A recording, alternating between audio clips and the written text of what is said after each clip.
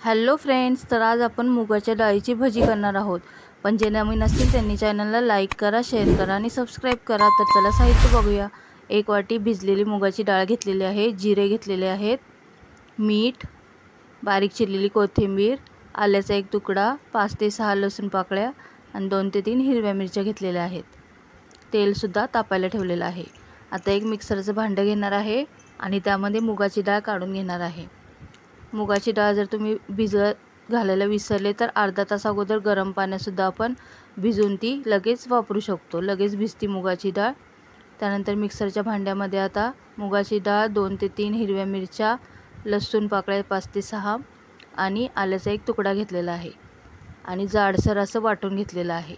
त्यानंतर पाव चमचा जिरे, चवीनुसार मीठ आणि बारीक चिरलेली कोथिंबीर घालणार आहे। त्यामध्ये तुम्ही बारीक चिरलेला कांदा सुद्धा घालू शकता। आता व्यवस्थितरित्या मिक्स करून आपण भजी सोडतो त्याप्रमाणे छोटे छोटे आपल्याला सोडून घ्यायचे आहेत। या प्रकारे सांडग्यापेक्षा थोडेसे जरासे मोठे साईजमध्ये आपल्याला हे तेलामध्ये सोडून घ्यायचे आहेत। खूपच कुरकुरीत असे हे मूग डाळची भजी तयार होते। इव्हनिंग स्नॅक्ससाठी तर हा खूपच बेस्ट असा प्रकार आहे।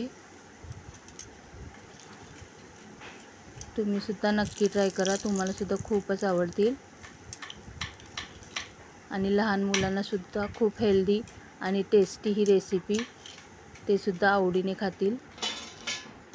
या प्रकारे मी तयार करून घेतलेले आहेत। गोल्डन ब्राउन कलर आला की आपल्याला काढून घ्यायचे आहे। याच प्रकारे आता अजून सुद्धा मी तयार करून घेणार आहे। पाहुणे आले की आपण भजी बनवतो, तर तुम्ही ही सुद्धा भजी ट्राय करू शकता। त्यांना सुद्धा ती नक्कीच आवडतील। अशा प्रकारे ही गरमागरम भजी टोमॅटो केचप बरोबर खाण्यासाठी तयार आहे।